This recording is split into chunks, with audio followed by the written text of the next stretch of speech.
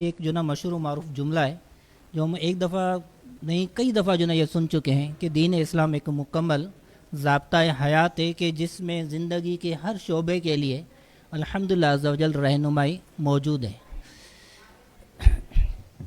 لیکن ظاہر ہے جب ایک جو نا وہ ایک مکمل نظام حیات ایک ضابطۂ حیات موجود ہے اور وہ بھی ایسی ظاہر اور واضح حقانیت کے ساتھ کہ جس کو جو نا وہ اگر تھوڑی سی بھی جو نا عقل و فکر کے ساتھ غور و فکر کیا جائے تو اس کی حقانیت اس کی جو نا سچائی اس کا حق ہونا بالکل واضح ہو جائے گا. تو اس کے مقابلے میں جیسے جیسے وقت گزرتے جاتے ہیں نا وقت گزرنے کے ساتھ ساتھ اس کے مقابل نظریات اور اس کے مقابل تصورات اس کے مقابل مختلف قسم کے فکر سامنے آتے رہتے ہیں. تو بالخصوص آج کل جو نا جیسے جدید دور ہوتا جا رہا ہے تو جدید دور کی وجہ سے جو نا مختلف نظریات اور اس طرح کی سوچیں اور اس طرح کے تصورات اسلام کے مقابل بہت سارے آ گئے ہیں. انہی میں سے ایک جو نا وہ نظریہ جو اسلام کے بالکل مخالف ہے اس کو انگلش میں ایتھیزم کہتے ہیں, یعنی کہ الحاد. دہریت بھی کہا جاتا ہے اس کو. الحاد کا لغوی معنی کہتے ہیں کہ انکار خدا, جس میں خدا کا انکار کیا جائے. انکار خدا. اچھا, خدا کا انکار ایتھیسٹ لوگ کرتے ہیں اور کیوں کرتے ہیں؟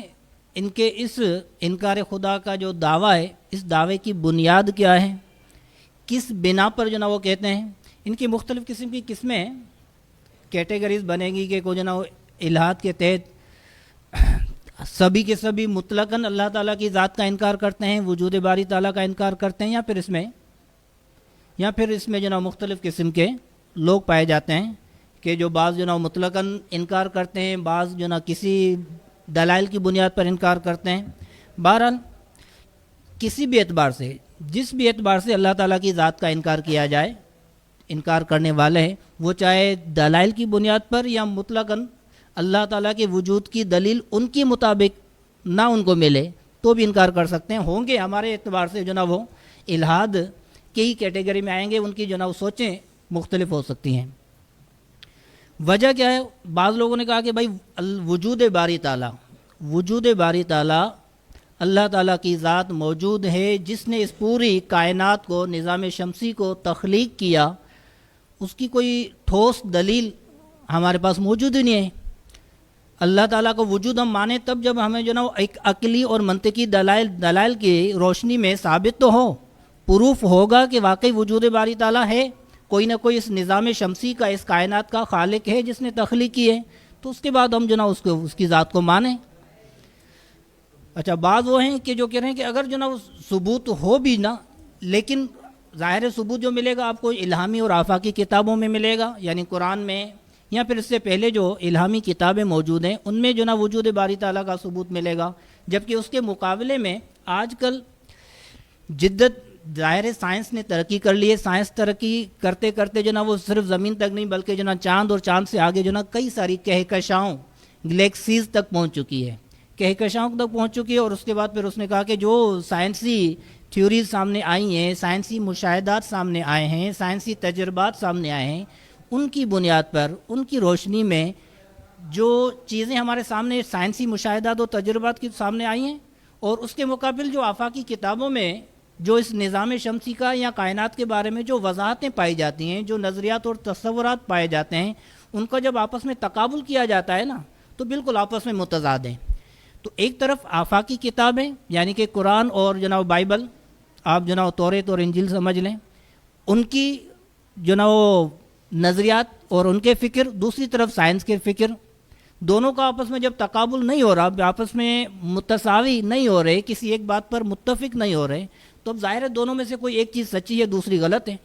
جب ایک چیز سچی ہے دوسری غلط ہے تو اب ان کے پاس جو نا وہ سچ کے پرکھنے کا جو معیار اور پیمانہ ہے وہ کہتے ہیں بھائی سائنس جو ہے وہ تجرباتی مشاہداتی مراحل سے گزر کر ایک نتیجہ نکالتی ہے, جبکہ آفاقی اور الہامی جو علوم ہیں وہ تو جو نا وہ آپ لوگوں کے مذہب کے جو ایک جو نا وہ نبی کہہ لیں ایک سپر پاور طاقت کہہ لیں، ایک مالک شریعت کہہ لیں، انہوں نے بتایا کہ بھائی قرآن میں اللہ تعالیٰ نے یہ فرمایا اور آپ نے آنکھیں بند کر کے اندھی عقیدت کے طور پر اس کو مان لیا۔ ایک طرف ہے اندھی عقیدت، دوسری طرف ہے تجرباتی مشاہدہ۔ تو ظاہر تجرباتی مشاہدہ زیادہ مستحکم اور یقینی بات ہے بنسبت اس کے کہ اندھی تقلید اور اندھا یقین کیا جائے۔ تو اس وجہ سے وہ سائنسی نظریے کو مانتے ہیں، اور انہوں نے کہا کہ بھائی سائنسی نظریات کے اعتبار سے وجود باری تعالیٰ کا ثبوت نہیں ملتا، لہٰذا ہم الہامی اور آفاقی کتابوں کے مقابلے میں سائنسی نظریات کو ترجیح دیتے ہیں اور انہی کو مانتے ہیں، لہٰذا وجود باری تعالیٰ کا انکار کر بیٹھتے ہیں۔ بات سمجھ میں آ گئی آپ کو؟ ان کا گویا کہ جو موقف ہے وہ ان دو چیزوں پر ہے، یا تو ان کے پاس ثبوت نہیں ہے، دوسرا ہے کہ جو ان کو ثبوت دیتے ہیں وہ آفاقی اور الہامی کتابوں سے دیتے ہیں، اور ان کے مطابق سائنس جو ہے وہ ان آفاقی اور الہامی نظریات کو غلط ثابت کرتی ہے، لہٰذا ہم سائنس کی بات مانتے ہیں اور قرآن اور دیگر آفاقی اور الہامی کتابوں کو نہیں مانتے۔ تو یہاں تک تو تھی ان کی بات کہ کس وجہ سے، کس بنا پر انہوں نے وجود باری تعالیٰ کا انکار کیا۔ اچھا، جو انہوں نے دلائل پیش کیے نا سائنسی تھیوریز، اس میں سے ایک تو بات یہ ہے، وہ کہتے ہیں کہ کائنات کی ابتدا اور بناوٹ جو ہے وہ سائنس نے ہمیں جو نا وہ ایک نظریے کے طور پر دے دی، اور اس نظریے کا نام ہے بگ بینگ تھیوری، عظیم الشان دھماکہ، جس کی وجہ سے یہ کائنات جو ہے وجود میں آئی۔ یہ کیا ہے؟ 1929 میں ایک جناب سائنسدان گزرا ہے ایڈون ہبل، جس نے جناب سب سے بڑی جناب دوربین بنائی ہے، کائنات کی سب سے بڑی جناب زمین کی سب سے بڑی دوربین بنائی، جس سے کے ذریعے اس نے مختلف کہکشاؤں کا مشاہدہ کیا، اور مشاہدہ جناب کچھ عرصے مسلسل کرتا رہا، تو اس نے کہا کہ کہکشائیں جو ہے نا، گلیکسیز جو ہیں، وہ مسلسل آپس سے ایک دوسرے سے دور ہوتی جا رہی ہے، اور ان کا دور ہونا اس بات کی یہ دلیل ہے کہ گویا کہ کسی دور میں یہ آپس میں بالکل جناب ملے ہوئے تھے۔ یہ پوری کائنات کو جو مادہ ہے نا، مختلف سیارے، ستارے، چاند کے لو آپ، زمین، عطارد، مریخ وغیرہ، جو آپ کے نظام شمسی یا سورج کے مدار کے تحت جو ستارے گھومتے ہیں، یہ سب کے سب پہلے کسی وقت میں ملے ہوئے تھے، اور ایک دھماکہ ہوا، اور اس عظیم دھماکے کی وجہ سے ہر ایک مادہ جو نا وہ سیارہ وہ ٹکڑے ٹکڑے ہو کر جدا ہونے لگے، لہذا وہ ابھی تک جدا ہوتے جا رہے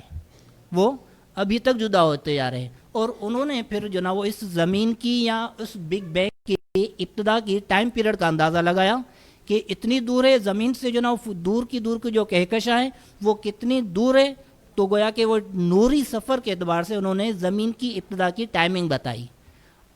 13 ارب 80 کروڑ سال پہلے ایک یہ دھماکہ ہوا ہے جس کا نام ہے بگ بینگ، بہت بڑا دھماکہ، اور اسی بگ بینگ کے نتیجے میں یہ کائنات جو نا وہ بن گئی۔ لہذا قرآن پاک نے جس طرح کے کائنات کی زمین و آسمان کو 6 دنوں میں بنانے کی جو بات کی، اس کے مقابلے میں ہمارے پاس یہ مشاہدہ موجود ہے، لہذا یہ اس طور پر یہ کائنات بن گئی۔ دوسری بات، انسان کی تخلیق کیسے ہوئی؟ قرآن پاک میں آپ لوگوں کو پتہ ہے کہ حضرت آدم علیہ السلام کی تخلیق کا مشہور و معروف واقعہ ہے، جو متعدد بار قرآن پاک میں بیان کیا گیا۔ جبکہ انہوں نے کہا کہ بھائی ایک دوسری تھیوری ہے جو ڈارون نے پیش کی۔ ڈارون نے جو نا وہ تھیوری آف ایولیوشن، نظریہ ارتقاء، اس کو ڈارونزم بھی کہا جاتا ہے، اس کے طور پر کہا کہ جب جو نا یہ دھماکہ ہو گیا نا، دھماکہ ہونے کے بعد زمین کی سطح پر کچھ گیس موجود تھے، ان گیسز موجود تھے، اور ظاہر ہے پھر وہ جو گیسز کچھ اوپر اٹھے اور آپس میں بادل بنے، بادلوں کے بعد جو نا وہ ان میں بارش بھی ہوئی اور بجلی بھی بنی۔ وہ جو نیچے گیسز موجود تھے وہ اس میں پانی کا اختلاط ہوا، پانی کے اختلاط کے بعد اس کے اوپر جب بجلی گری تو اس طور پر جو نا ایک خلیے، سیلز، پہلی زندگی وہ بن گئی، اور اسی پہلے سیل اور خلیے سے پھر جو نا وہ جاندار بنے، اور جاندار پھر وہ کیونکہ اس ٹائم سمندر اور پانی تھا تو آبی مخلوق پہلے بنی، اور پھر آبی مخلوق سے وقت گزرتا گیا، لاکھوں نہیں، کروڑوں نہیں، اربوں سال گزرتے گئے، اور اس میں پھر جو نا یہ زندگیاں یعنی مختلف قسم کے جاندار پیدا ہوتے گئے۔ اب انسان اس موجودہ دور میں جو آیا، یہ مختلف کیٹیگریز میں طے کرتا ہوا اپنی ظاہری جسمانی ساخت گویا کہ یہ حالات کے پیش نظر آہستہ آہستہ آہستہ تبدیل کرتا ہوا اس اپنے عروج کے حد تک پہنچ گیا۔ تو یہ گویا کہ جو ڈارون نے پیش کی نظریہ ارتقاء، تھیوری آف ایولیوشن، تو انہوں نے کہا کہ انسان کی تخلیق کا نظریہ اگر قرآن پاک کے نظریے سے دیکھیں تو بھی ہمارے پاس ایک تجرباتی مشاہداتی جو نا اس کے ثبوت موجود ہے کہ انسان یا جاندار کی پیدائش اس طور پر ہوئی، جبکہ قرآن اس کے مخالف کہتا ہے۔ تو انہوں نے یہ دو تھیوریز جو ہیں سب سے مقدم جو ہیں، جو الہاد کی بنیاد ہیں، ایتھیزم کی بنیاد جو ہیں، وہ سائنسی ان دو تھیوریز ہیں، جن کی وجہ سے انہوں نے کہا کہ بھائی جناب جو آفاقی کتابوں میں جو بیان کیا گیا ہے، قرآن یا جناب بائبل میں جو بیان کیا گیا ہے، وہ سائنسی طور پر آپس میں دونوں ٹکرا رہے ہیں، اور ایک طرف ہمارے پاس مشاہدہ اور تجربہ موجود ہے، اور جبکہ دوسری طرف فقط جو نا وہ آنکھیں بند کر کے ایک اندھی تقلید موجود ہے۔ تو ہم اندھی تقلید کے بجائے عقل استعمال کرتے ہوئے سائنسی تجرباتی اور مشاہداتی مراحل کو قبول کرتے ہیں اور آفاقی کتابوں کا انکار کرتے ہیں۔ جب آفاقی کتابوں کا انکار کریں گے تو پھر وجود باری تعالیٰ کا بھی ان کے نزدیک انکار ہو جائے گا۔ ٹھیک ہے، تو اصل میں یہ دو جن کے پاس جو سب سے بڑی سائنسی طور پر دلیلیں ہیں، جن دلیلوں کی وجہ سے وہ اللہ تعالیٰ کی ذات کا انکار کر بیٹھتے ہیں۔ پہلی بات تو یہ بگ بینگ تھیوری سے لے لیتے ہیں کہ کیا واقعی بگ بینگ تھیوری سے انکار خدا ثابت ہوتا ہے؟ قرآن پاک کی بعض آیاتیں ہیں جس میں جو نا وہ زمین اور آسمان کے ملے ہونے کا ذکر ہے، اور دونوں کو پھر اللہ تعالیٰ نے فرمایا کہ ہم نے جب امر دیا تو جو نا وہ دونوں آپس میں جدا ہو گئے۔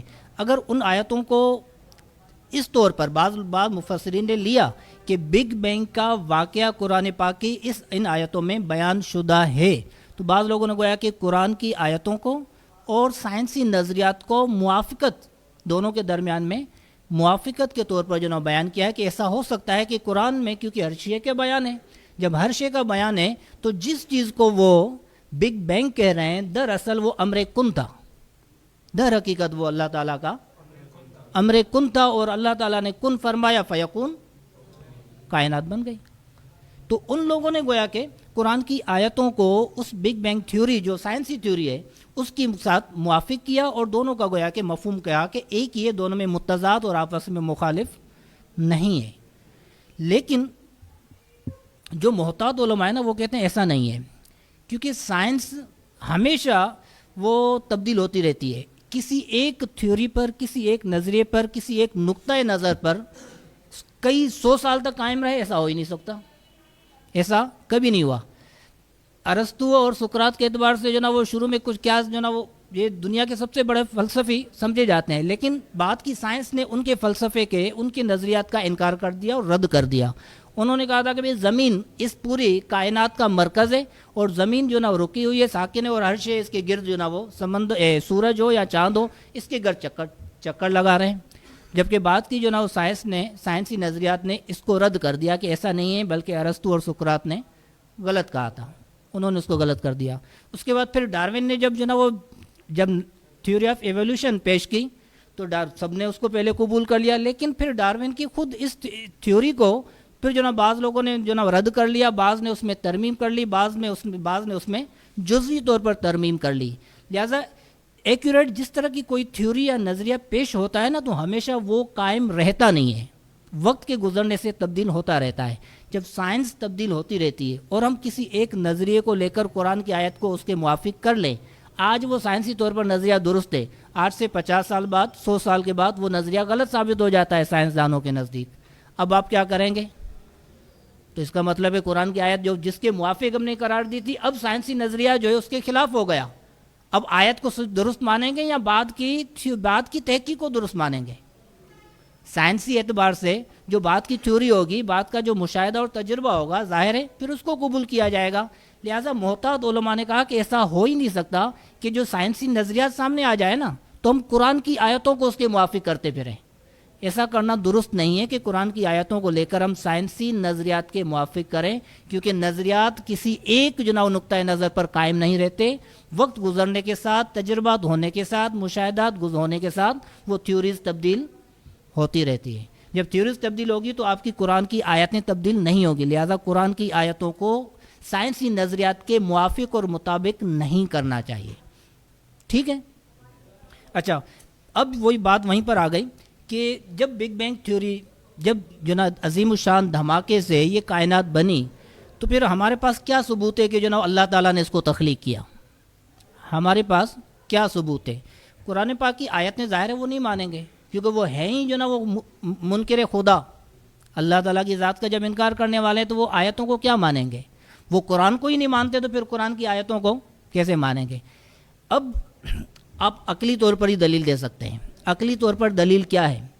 قرآن پاک میں ایک نہیں متعدد مقامات پر یہ کہا گیا کہ کیا آپ اس کائنات میں غور و فکر نہیں کرتے؟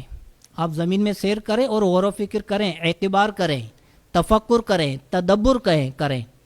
یہ اس کائنات میں قوم یعقلون کے لیے نشانیاں ہیں، اس قوم کے لیے نشانیاں ہیں کہ جو عقل رکھتی ہے۔ اس کا مطلب ہے عقل استعمال کرتے ہوئے، فہم و فراست استعمال کرتے ہوئے، تعامل اور تدبر کرتے ہوئے ہم وجود باری تعالیٰ کو عقل کے ذریعے بھی ثابت کر سکتے ہیں۔ ٹھیک ہے، اب کیسے کریں گے؟ موجودہ نظام کائنات جو ہے نا، نظام کائنات ایک انتہائی منظم اور مستحکم سسٹم کے تحت بنا ہوا ہے۔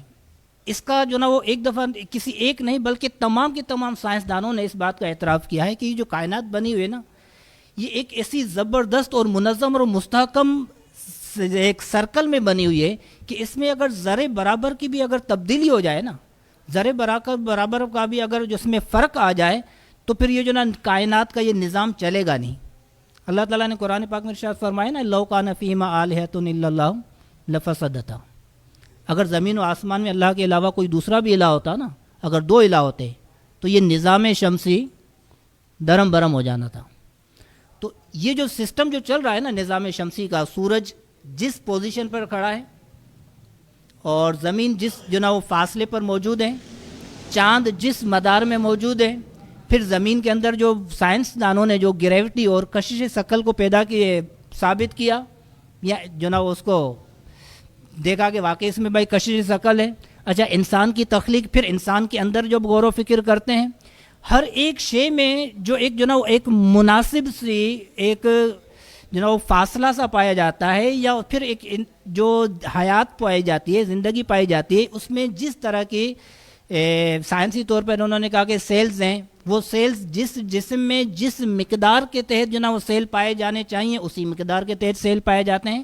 سائنسی اعتبار سے جو ایک جو وہ کہہ رہا ہوں کہ جو منظم نظام ہے نا، مستحکم نظام ہے، یہ مستحکم نظام مجھے بتائیں کہ کسی تخلیق کرنے والے کے تخلیق کیے بغیر دھماکے سے پیدا ہو جائے، عقلاً کس قدر ممکن ہے؟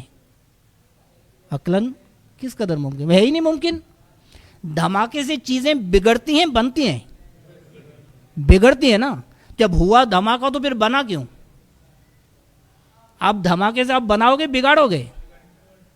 تو جب عظیم الشان دھماکہ ہوا تو اس سے جو نا کائنات کا نظام بگڑنا چاہیے نہ کہ بننا چاہیے، اور وہ بھی اس انداز سے بنا کہ ذرا سی بھی جو نا اس میں فرق ہو جائے نا۔ میں آپ کو مثال دوں، سورج اور زمین کا جو فاصلہ ہے نا، اگر یہ تھوڑا فاصلہ زیادہ ہو جائے، سورج زمین سے کچھ زیادہ دور ہو جائے، تو اس کا مطلب ہے پھر زمین میں جو نا وہ دھوپ نہ ہونے کے برابر ہو جائے گی، اور انتہائی سرد اور ٹھنڈا موسم زمین پر ہو جائے گا۔ جب ٹھنڈا موسم زمین پر ہو جائے گا، زندگی ختم ہو جائے گی، نہیں بچ پائے گی کوئی بھی زندگی، جاندار حیوان سب کے سب ختم ہو جائیں گے۔ اچھا، جس فاصلے پر موجود ہے سورج، یہ کچھ اور قریب ہو جائے تو بھی آگ والی کیفیت ہو جائے گی زمین میں، تو بھی زندگی نہیں بچے گی۔ مجھے بتائیں کہ زمین اور سورج کے درمیان میں جو ایک مخصوص انسان کیا ہر ایک جاندار کی زندگی کے موافق جتنی گرمی یا دھوپ ہونی چاہیے، یہ جو فاصلہ موجود ہے دونوں کے درمیان میں، یہ کس نے پیدا کیا؟ کس نے مخصوص فاصلے میں رکھا ہے کہ بھائی نہ اس کو یہاں سے دور ہونا چاہیے نہ اس کو قریب آنا چاہیے؟ دونوں صورتوں میں زمین کی مخلوق کا نقصان ہو جائے گا، بلکہ یہ ختم ہو جائے گی۔ کوئی نہ کوئی تو طاقت ہے، کوئی نہ کوئی ایسی سپر نیچرل پاور ہے کہ جس نے جو نا دونوں کو متناسب فاصلے کے تحت جو نا جوڑ کے رکھا ہوا ہے، باندھ کے رکھا ہوا ہے۔ اور وہ کون ہے؟ وہ طاقت جس نے پیدا کیا ہے، جس نے پیدا کیا ہے وہی ہے۔ ایک بات۔ دوسری بات یہ کہ یہ جو بگ بینگ تھیوری ہوئی نا، اس سے پہلے ملحدین پائے جاتے تھے۔ ملحدین، امام اعظم کا بھی ایک جو نا دہریہ کے ساتھ مناظرہ موجود ہے، آپ لوگوں نے شاید سنا ہو، معلوم ہے۔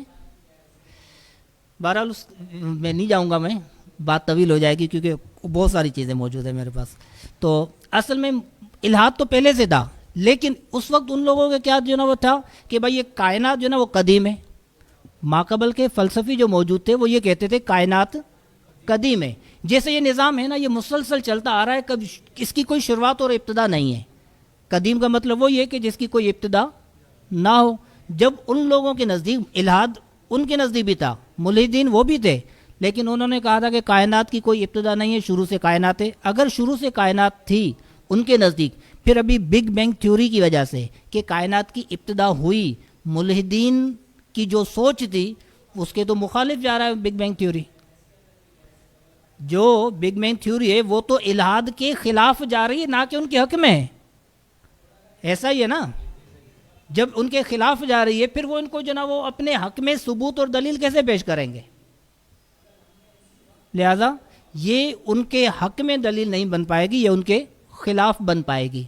بغیر کسی خالق کے یہ نظام شمسی تخلیق کرنا سائنسدانوں کے نزدیک, مذہبی لوگ جو ہیں ان کی تو بات ان کے نزدیک ویلیو نہیں ہے نا, نہیں مانیں گے. ہم سائنسدانوں کے نزدیک ہی کہتے ہیں کہ جن لوگوں نے کہا کہ بھائی ایک دھماکے سے یہ کائنات بنی, ان کے نزدیک دھماکے سے اس طرح کا مستحکم نظام بننا کس قدر ممکن ہے. میں آپ کو مثال دوں.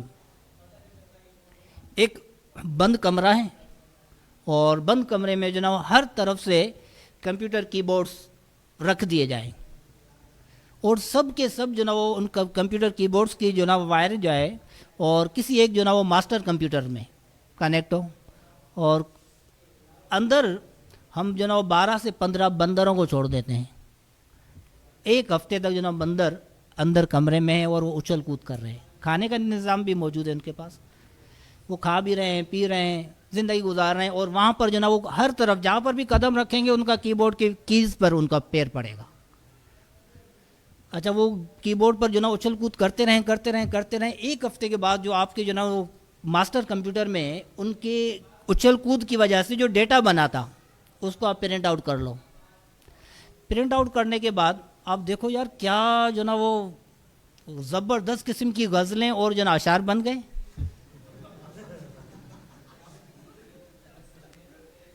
میں ریئل بتا رہا ہوں, سنیں ذرا. اور اس کا تقابل کرتے ہیں اردو کے بہت بڑے شاعر ہیں مرزا اسد اللہ غالب. غالب کا نام سنا ہی ہوگا آپ نے. اردو میں بہت بڑا نام ہے ان کا, اردو ادب میں دیوان غالب کے حساب سے کے نام سے بہت زیادہ مشہور و معروف ہے.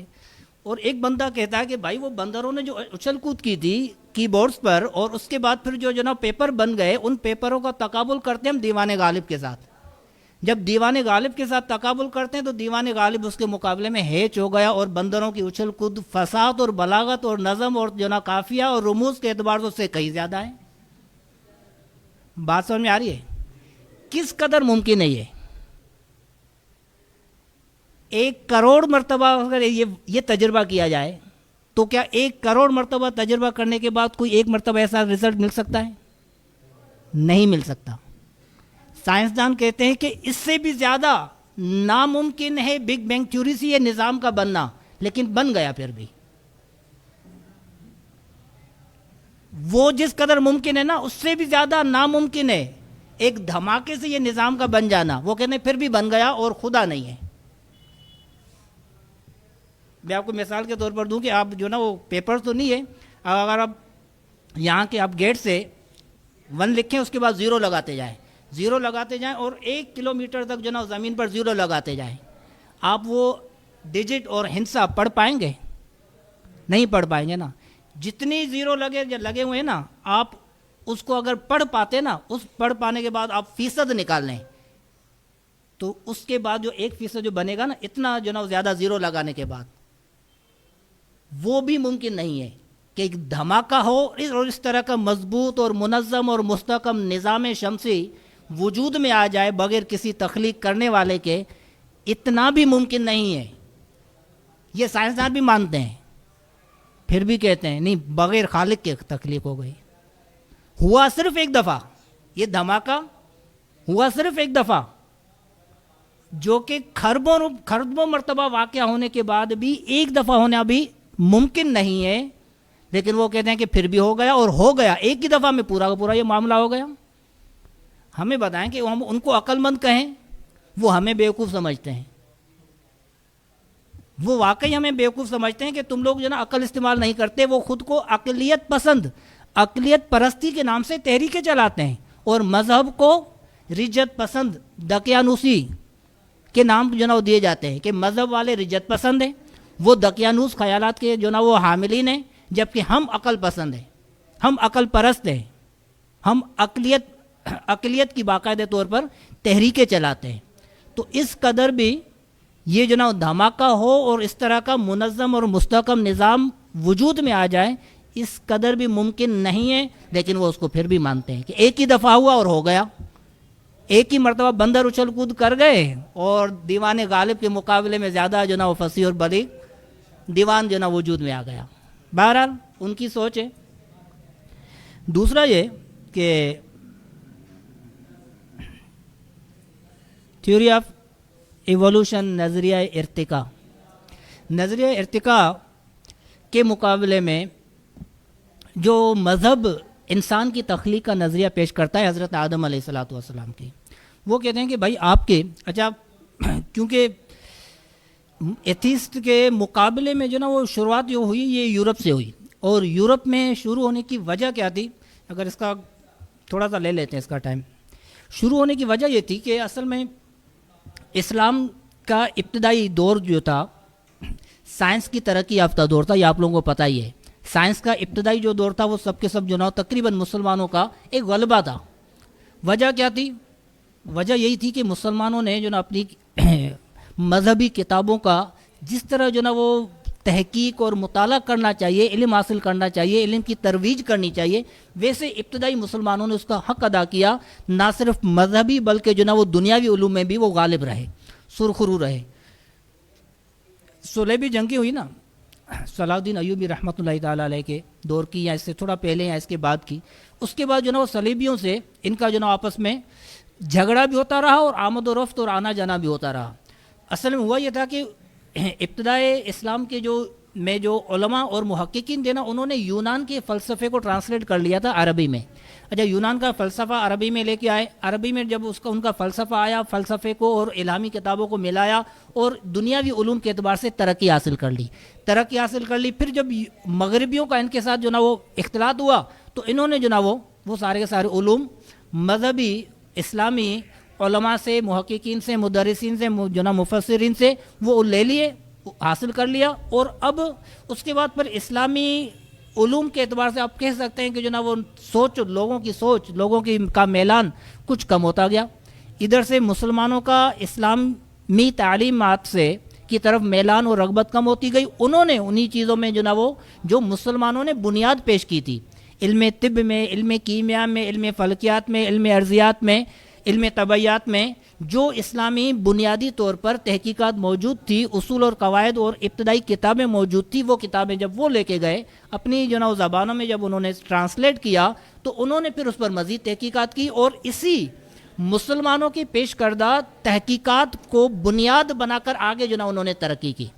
اچھا، جب ترقی کی تو یہ کوئی دور ہے 1300-1400، مطلب 13ویں اور 14ویں صدی عیسوی کا، ہجری کے اعتبار سے نہیں، عیسوی کے اعتبار سے میں کہہ رہا ہوں. تو اس دوران جو نا وہ اس ٹائم یورپ میں جو حکومت تھی وہ تھی تو جو نا بادشاہوں کی، لیکن وہ بادشاہ جو تھے وہ اصل میں زیر اثر تھے چرچوں کے. چرچ میں پاپ موجود ہوتے تھے، گرجا گھر کے زیر اثر ہوتا تھا. گویا کہ حکومت میں جو بھی آرڈر، کوئی حکم، کوئی اصول، کوئی قانون نافذ ہوتا تھا وہ در حقیقت انڈائریکٹ جاتا تھا چرچ کی طرف سے، چرچ اور گرجا گھر کی طرف سے جو حکم جاتا تھا اقتدار اور حاکمین کی طرف، اور وہاں سے پھر وہ آرڈر جو نا پورے ملک میں نافذ ہوتا تھا. تو گویا کہ وہاں پر انڈائریکٹلی جو حکومت تھی وہ عیسائی مذہبی گروپ اور طبقے کی تھی. ٹھیک ہے، مذہبی طبقے کی تھی لیکن عیسائی مذہبی طبقے کی تھی. اس طرف سے جب انہوں نے عیسائی جو اقلیت پسند کہہ لیں، جو دنیاوی علوم میں ترقی کرنا چاہ رہے تھے ان کو کہہ لیں، جب انہوں نے ترقی کر لی تو جو یونان اور روم کے جو فلسفہ تھا وہی جو نا وہ عیسائیوں نے عقیدے کے طور پر جو فلسفہ، جو منطق ان کے نزدیک موجود تھی، انہوں نے عقیدہ بنا لیا تھا، مذہبی عقیدہ عیسائیوں نے. اور اس مذہبی عقیدے کی تائید یا حمایت ہوتی تھی چرچوں میں، اور چرچوں کے ذریعے نظام حکومت تھی پورے ملکوں میں. ادھر سے جب وہ جب ان کے اقلیت پسندوں نے تحقیقات کی وہ دونوں آپس میں نظریات ٹکرا گئے. وہ یونانی فلسفے کے نظریات جو عیسائیوں نے مذہبی عقیدے رکھے تھے ان کے عقیدے اور جو دنیاوی اقلیت پسندوں کی تحقیقات تھی وہ آپس میں ٹکرا گئے. جب آپس میں ٹکرا گئے تو انہوں نے ان پر سخت ترین جو دنیاوی ترقی کر رہے تھے عیسائی ان کے ملکوں میں مغربی ملکوں میں ان کے آپس میں جب وہ آپس میں ٹکرا گئے تو ان کو سخت سزائیں دی گئی. زندہ جلایا گیا, ان کو قتل کیا گیا, ان کو سولیوں پر چڑھایا گیا وغیرہ وغیرہ. بہت ساری ایک کہہ سکتے ہیں کہ ستم اور ظلم کی داستانیں موجود ہیں. تو اب ہوا یہ کہ اس طرف کے وہ طبقہ کہ جو دنیاوی ترقی یا چاہتا تھا نا عیسائیت کا, جب ان پر ظلم ہوئے تو انہوں نے کیا کیا, انہوں نے کہا کہ یار یہ مذہبی لوگ جو ہے یہ ان کی عقل مند ہے, یہ عقل بند ہیں, دوسرے کوئی بند نہیں. تو عقلوں پر جمود طاری ہوا پڑا ہے, یہ عقل استعمال کریں گے نہیں. ان کے بائبل میں جو کچھ لکھا ہوا ہے غلط لکھا, صحیح لکھا, پاپ نے لکھا, کسی پادری نے لکھا, جو لکھا وہی صحیح ہے, یہ اس کو مانیں گے. جبکہ ہم تجرباتی اور مشاہداتی طور پر جو چیز دیکھ رہے ہیں, سمجھ رہے ہیں, تجربہ کر کے ہمیں چیز ایک رزلٹ مل رہا ہے اس کو یہ لوگ قبول نہیں کریں گے. لہٰذا ان کا جو مذہب ہے اس کو ترک کرو اور چھوڑو. اس طرف سے گویا کہ ایک وہ علم کی ترویج اور ترقی کے ساتھ ساتھ بغاوت ثابت ہوئی. اچھا ہونا کیا چاہیے تھا؟ ہونا یہ چاہیے تھا کہ وہاں کے مذہبی طبقے نے غلط وہ ان پر جو سزائیں دی اور ان پر سختی کی تو اسی مذہبی طبقے کی مخالفت کی جاتی یا زیادہ سے زیادہ عیسائیت کی مخالفت کی جاتی. انہوں نے کہا کہ نہیں, بلکہ اوورال تمام کے تمام مذہبوں سے جان چھڑاؤ, تمام کے تمام مذہبوں سے جان چھڑاؤ, یہ سارے کے سارے مذہب والے ایسے ہی ہیں. اور لہٰذا اس کے مقابلے میں پھر الہاد ایتھیزم وجود میں آیا اور ایتھیسٹ وہ لوگ سامنے آئے. تو اس طور پر گویا کہ انہوں نے مغرب میں جب یہ شروع ہوا تھا, اس سے پہلے عیسائیت میں بھی یہ تھا کہ آدم علیہ السلام کی جو تخلیق تھی وہ بائبل میں گویا کہ 6000 سال پہلے حضرت آدم علیہ السلام کی تخلیق تھی. اچھا پھر بعض ہماری ایک تفسیر ہے کہ جس میں حضور علیہ السلام کا سلسلہ شجر و نسب جو ہے وہ بھی آدم علیہ السلام تک وہ جاتا ہے, اور اس کا تقریباً 80 یا 90 افراد جو بنتے ہیں اس کے حساب سے ٹائم پیریڈ نکالتے ہیں تو بھی 6000 سے 7000 کی ٹائم پیریڈ بنتی ہے. گویا کہ انہوں نے یہ کہا کہ بھائی مذہبی طبقے کے نزدیک عیسائی ہوں یا مسلمان ہوں, ان کے نزدیک حضرت آدم علیہ السلام سب سے پہلے ابو البشر ہیں اور وہی انسان تھے, انہی کی تخلیق ہوئی اور اس کا جو ٹائم پیریڈ بنتا ہے وہ 6000 سال بنتا ہے, 7000 سال بنتا ہے. جبکہ وہ انہوں نے تجربہ کیا, ان کو پرانے سے پرانی انسانی ہڈیاں ملی جس کو وہ لیب میں لے کے گئے. لیب میں لے جانے کے بعد اس کا جب اس پر تجربہ کیا تو پتہ چلا بھائی 1 ارب سال پہلے کی ہے. تو انہوں نے کہا کہ نہیں بھائی, ادھر 1 ارب سال پہلے کا انسان ہمیں مل گیا اور ادھر وہ کتابیں کہتی ہیں کہ بھائی 6000 سال پہلے حضرت آدم علیہ السلام ہے. تو اس کا مطلب یہ غلط ہے, جو ہم نے تجربہ کیا, مشاہدہ کیا لیب میں, وہ صحیح ہے. بات آ رہی ہے بات سمجھ میں؟ تو اس وجہ سے انہوں نے کہا کہ بھائی تم لوگوں کا نظریہ غلط ہے, یہ نظریہ ارتقاء جو ہے, ڈاروینزم جو ہے, یہ درست ہے. اور کیونکہ اس کے اعتبار سے انسان کی تخلیق لاکھوں سال پہلے کی ہے, لاکھوں سال پہلے انسان موجود تھا, جبکہ مذہبی کتابوں کے مطابق 6000 سال یا 7000 سال پہلے انسان ہے. اور اس کی بنیاد انہوں نے ایک تو بائبل کی لیں گے تو بائبل کی ہمارے خلاف دلیل بن نہیں پائے گی نا, کیونکہ بائبل توریت اور انجیل جو وہ ہے تو الہامی کتاب, ہمیں اس پر اعتقاد تو ہے کہ وہ اللہ تعالیٰ کی طرف سے وہی ہے, اللہ تعالیٰ کی طرف سے نازل شدہ ہے, لیکن کون سی صحیح ہے کون سی غلط ہے کیونکہ اس میں تحریفات موجود ہے. یہ بالاتفاق علماء مسلمانوں کے نزدیک, سب کے نزدیک یہی ہے کہ اس میں تحریفات موجود ہے. لہٰذا ہم اس کی آیات کی تصدیق تو نہیں کر سکتے, لیکن یہ کنفرم ہے کہ ہاں بھائی وہ قرآن کو الہامی کتاب ہے. اس کے بعد اب دیکھ لیں, اگر قرآن کی بات لے لیں کہ جس کی وجہ سے وہ اسلام کے اس نظریہ تخلیق, اب اس کو آپ یہ سمجھ لیں کہ حضرت آدم علیہ السلام کی تخلیق یہ نظریہ تخلیق ہے, اور اس کے مقابل جو ڈاروین نے پیش کیا وہ نظریہ وہ ارتقاء ہے. تو نظریہ تخلیق کے اعتبار سے مسلمانوں کے نزدیک انہوں نے تفسیر سے ایک حوالہ لے لیا کہ بھائی تفسیر میں بھی یہی ٹائم پیریڈ ملتا ہے کہ 6000 سال ہے یا 7000 سال ہے. پہلی بات تو یہ آپ ذہن نشین رکھیں, حدیث مبارکہ میں حضرت عدنان رضی اللہ تعالیٰ عنہ تک آتا ہے، اور اس کے بعد جو نا وہ شجرہ نسب، آپ علیہ الصلوۃ والسلام کا شجرہ نسب بیان کرنا جائز نہیں ہے. ٹھیک ہے، عام طور پر لوگ جو نا وہ مقررین جو نا بیان کرتے ہیں. ایک انتہائی حساس و نازک معاملہ ہے کہ حضور علیہ الصلوۃ والسلام کے شجرہ نسب میں کوئی بھی جو نا وہ کافر شامل نہیں ہے. ٹھیک ہے، اچھا اب آپ جب بیان کریں گے تو عین ممکن ہے کوئی نہ ہو وہ شامل ہو جائے، اور ہو سکتا ہے کوئی ہو اور اس کو وہ خارج ہو جائے. دونوں امکانات اور قوی امکانات موجود ہیں، کیونکہ آدم علیہ السلام سے حضرت عبداللہ تک کا جو نا نسب یقینی اور قطعی طور پر کوئی بیان ہی نہیں کر سکتا. آپ علیہ الصلوۃ والسلام بیان کرتے تو کرتے، لیکن آپ نے نہیں بیان کیا. جب آپ نے نہیں بیان کیا تو ہم یا دوسرے کوئی ان کو حق ہی نہیں پہنچتا کہ وہ شجرہ نسب قطعی اور یقینی طور پر بیان کریں. ٹھیک ہے، جہاں تک حدیث صحیح حدیث میں بخاری شریف میں مسلم میں آیا، ٹھیک ہے وہ قبول ہے، لیکن اس کے بعد بیان کرنا علماء ہی کا جو نا وہ شرعی مسئلہ ہے کہ آگے بیان کرنے کی اجازت شرعن نہیں ہے. جب ہم خود کہتے ہیں کہ آگے بیان کرنے کی شرعن اجازت نہیں ہے تو یہ سائنسدانوں کو کون سے پیٹ میں درد ہے کہ بھائی وہ لے کر دلیل لیتے ہیں کہ بھائی انسان 6000 سال پہلے تخلیق کیا گیا ہے.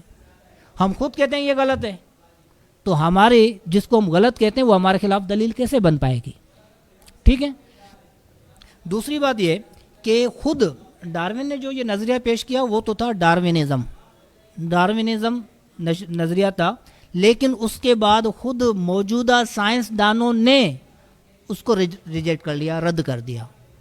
اس کے بعد کیوں میں نے عرض کیا تھا پہلے کہ جیسے کئی ساری ترمیمیں کی گئی، کئی ساری جو نا اس میں تبدیلیاں کی گئی، یہ نہیں ہے یہ ہے یہ نہیں ہے یہ ہے یہ نہیں ہے یہ ہے، تو اتنی ساری جو نا وہ ہر وقت میں تبدیلیاں ہوتے موجودہ دور میں تو اس کو جو نا وہ رد ہی کر دیا گیا. ایک نوبل پرائز سائنسدان ہے، وہ خود جو نا وہ کہتا ہے کہ یہ غلط ہے، اس کی بالکل جو نا وہ انکار کرتا ہے. نوبل پرائز جو نا سائنسدانوں تک نے اس کا انکار کر دیا، تو ہم کیسے اس بات کو مانیں؟ اور اس کو مان کر ہم قرآن کی تکذیب کیسے کر سکتے ہیں؟ معاذ اللہ عز و جل. تو لہٰذا خود نظریہ ارتقاء ان سائنسدانوں کے نزدیک ثابت نہیں ہے، تو ہمارے نزدیک جو ہمارے خلاف وہ دلیل کیسے بن پائے گا؟ ٹھیک ہے، لہٰذا نظریہ ارتقاء سے بھی وجود باری تعالیٰ کا انکار نہیں کیا جا سکتا، قرآن کا انکار نہیں کیا جا سکتا. اصل وجہ کیا ہے؟ میں بس آخری باتوں کی طرف آ رہا ہوں. اصل وجہ کیا ہے؟ دیکھیں، ہر ایک چیز کا علوم جو ہے نا، علوم آپ صرف پڑھتے ہیں تو اس کا جو نا شروع میں تعریف کے ساتھ موضوع پڑھتے ہیں نا، موضوع پڑھتے ہیں. اچھا، اسی طرح سائنس جو ہے نا، سائنس کا بھی ایک دائرہ کار ہے، اس کا بھی موضوع ہے، اس کے بھی اغراض و مقاصد ہیں. سائنس کا موضوع کیا ہے؟ دو طرح کے سوال ہوتے ہیں. ایک سوال ہے کیا ہے، اور دوسرا سوال ہے کیوں ہے. ٹھیک ہے، ایک سوال ہے کیا ہے، دوسرا سوال ہے کیوں ہے. سائنس جو ہے یہ پورا کا پورا علم جواب ہے کیا ہے کا. سوال ہے نا کیا ہے، اس کا جواب تو سائنس دے سکتی ہے، لیکن اگر اگلا سوال کیا جائے نا کیوں ہے، اس کا یہ موضوع ہے ہی نہیں سائنس کا. کائنات کیا ہے وہ بتائے کہ ہاں بھائی اس طرح کے دھماکہ ہوا، اس طرح جو نا وہ کائنات بنی، اس طرح کی جو نا وہ تقسیم کاری ہوئی، اور یہ چیز یہاں پر ہے، یہ چیز یہاں پر ہے. علم فلکیات اور علم ارضیات والے اپنے اپنے طور پر جو نا وہ اس کا نقشہ بیان کریں گے، وہ گلیکسیز کا، وہ جو نا کہکشاؤں کا وہ بیان کریں گے. یہ سیارہ یہاں پر ہے، یہ پہلے یہاں پر تھا، اب یہاں پر پہنچ چکا ہے. یہ اس میں ان دونوں میں اس میں کشش ثقل پائی جاتی ہے، اس میں کشش ثقل نہیں پائی جاتی، یہ اس کے گرد گھومتا ہے، یہ اس کے گرد نہیں گھومتا. سائنس کیا ہے کا جواب تو دے سکتی ہے، لیکن اگر پوچھا جائے نا کیوں ہے، تو کیوں ہے کا جواب سائنس کے پاس ہے ہی نہیں. اور کیوں نہیں ہے؟ کیونکہ سائنس کا موضوع ہی نہیں ہے. جو چیز سائنس کا موضوع ہے ہی نہیں تو سائنس میں اس سے دلیل لی ہی کیوں جاتی ہے؟ یہ عقل کے خلاف ہے کہ آپ جو نا وہ ایک سیگا ہے، اس میں صرفی تحقیق کرنی ہے تو منطقی اس میں کرے گا کیا صرفی تحقیق؟ جب ہے ہی اس کی جناب صرفی تحقیق اور جو سیگے کے جوڑ کو جوڑ بنانا ہے کہ کون سا جناب سیگا کس طرح جناب اس میں کہاں سے رفع آیا، کہاں پیش آیا، کہاں پر تعلیل ہوئی، کہاں پر کسی کو حذف کیا، یہ منطقی کہاں بیان کرے گا بھائی؟ منطقی کا کام ہی نہیں ہے. تو یہ کائنات تخلیق کس نے کی؟ یہ ہے ما بعد طبعیات کی بحث. ما بعدت تبعیات، جو عقل سے ماورا اور ما فوق ہے، عقل سے ماورا اور ما فوق ہے، یہ ہے اس کے ساتھ تعلق رکھتا ہے۔ یہ سوال کس نے تخلیق کیا؟ یہ ہماری عقلوں سے ما فوق اور ماورا ہے، اس کے جواب میں آئے گی یہ بات۔ جبکہ سائنس جو نا وہ عقلیات تک محدود ہوتی ہے، طبعیات تک محدود ہوتی ہے۔ جب سائنس کا دائرہ کار ہی الہیات نہیں ہے تو پھر الہیات میں عمل دخل اس کا حق بھی نہیں بنتا۔ پھر سائنسدانوں کا یہ حق نہیں بنتا کہ وہ الہیات میں عمل دخل کریں، وہ اس میں ٹانگ اڑائیں۔ آپ کا کام یہ ہے کہ بھائی نظام شمسی کو سمجھیں، اس میں زمین اور زمین میں جو نا موجود انسانوں کی بہتری کے لیے جو آپ اقدامات کر سکتے ہیں وہ کریں۔ مذہب سائنس کے خلاف نہیں ہے، سائنس کے ان نظریات اور تھیوریز کے خلاف ہے کہ جو کتاب اللہ، اللہ تعالیٰ کی ذات، اللہ تعالیٰ کی صفات کے خلاف جا رہی ہوتی ہے، ان تھیوریز کے خلاف ہے۔ عام طور پر یہ تاثر یہ دیا جاتا ہے کہ بھائی مذہبی نظریات سے جو نا وہ اسلام ٹکراتا ہے، لہذا مسلمان جو ہیں وہ اس سے بالکل بیزار ہیں، سائنسدان سائنس کے خلاف ہیں۔ سائنس کے خلاف نہیں ہے، سائنس کی ان تھیوریز کے خلاف ہیں کہ جو تھیوریز قرآن کے خلاف ہے، جو تھیوریز جو نا وہ مسلمہ عقائد کے خلاف ہے، جو تھیوریز ذات باری تعالیٰ کے خلاف جا رہی ہے، جو تھیوریز اللہ تعالیٰ کی صفات کے خلاف جا رہی ہے، ان کے خلاف ہیں۔ اور کیونکہ وہاں پر سائنس کا جو نا وہ دائرہ کار میں آتی ہی نہیں ہے نا، طبعیت کے تحت ہو تو پھر اس سے جو نا سائنس سے ہم دلیل لیں، جو ہے ہی مابعدت طبعی، جو ہے ہی مابعدت طبعیات۔ سائنس بحث کرتی ہے ٹائم اینڈ اسپیس سے۔ ٹائم اینڈ اسپیس کہ کوئی بھی شے ہے نا، وہ کہتے ہیں کہ کوئی بھی شے جو ہے وہ کسی وقت میں اور کسی اسپیس اور خلا میں ہوگی، کوئی بھی شے اسپیس اور خلا سے باہر نہیں ہے۔ مجھے بتائیں کہ اسپیس اور ٹائم اینڈ اسپیس جو ہے مخلوق ہے۔ سب سے بڑا موجودہ ماضی قریب کا سب سے بڑا سائنسدان تھا اسٹیفن ہاکنگ۔ اس نے جو نا وہ سب سے مشہور و معروف کتاب لکھی جس نے ورلڈ ریکارڈ جو نا قائم کیا، اتنی زیادہ کتاب چلی، اس نے سب سے پہلے جملہ یہ لکھا تھا کہ وقت جو نا وہ ایک مخلوق ہے۔ جب ٹائم پیریڈ ایک مخلوق ہے تو جس نے ٹائم کو پیدا کیا ہوگا وہ ٹائم میں ہوگا کیا؟ وہ ٹائم میں کیسے ہو سکتا ہے جب وہ ٹائم میں ہے ہی نہیں؟ اسپیس خود ایک مخلوق ہے، جب اسپیس بھی ایک مخلوق ہے تو پھر وہ اسپیس میں کہاں سے آئے گا؟ تو لہذا ذات باری تعالیٰ کیونکہ ٹائم اور اسپیس سے فری ہے، وہ اس سے مافوق ہے، تو جس کی بحث کا دائرہ ہے circle he time and space ہے، تو وہ اس سے آؤٹ والی شے کو کیسے جو نا وہ جج کر رہیں گے؟ جج کر ہی نہیں سکتے۔ لہذا سائنس کا موضوع ذات باری تعالیٰ، صفات باری تعالیٰ ہے ہی نہیں، لہذا سائنس سے نہ تو ہم پروف کر سکتے ہیں ذات باری تعالیٰ کو، نہ ہی سائنس کے ذریعے ہم انکار کر سکتے ہیں۔ بات سمجھ میں آ گئی؟ سائنس کے ذریعے نہ تو ہم اللہ تعالیٰ کی ذات کو ثابت کر سکتے ہیں، نہ ہی اللہ تعالیٰ کی ذات کا انکار کر سکتے ہیں، کیونکہ سائنس کا موضوع ہی نہیں ہے اللہ تعالیٰ کی ذات۔ سائنس کا موضوع ہے ہی نہیں، جب نہیں ہے تو پھر ہم اس کو جو نا اس کے اعتبار سے دلیل دینا یا سائنسدانوں کا سائنسی دلیلیں مانگنا دونوں غلط ہے۔ سائنسدانوں کا سائنسی دلیل مانگنا اللہ تعالیٰ کے ثبوت کے لیے غلط ہے۔ بات آ رہی ہے سمجھ میں؟ تو لہذا سائنس کا جو دائرہ کار نہیں ہے تو اس میں ہم اللہ تعالیٰ کی ذات کو، اللہ تعالیٰ کی صفات کو لے کر آئیں اور سائنسی تجربات اور مشاہدات سے ہم ثابت کرنے کی کوشش کریں، ایسا ہو ہی نہیں سکتا۔ اللہ تبارک و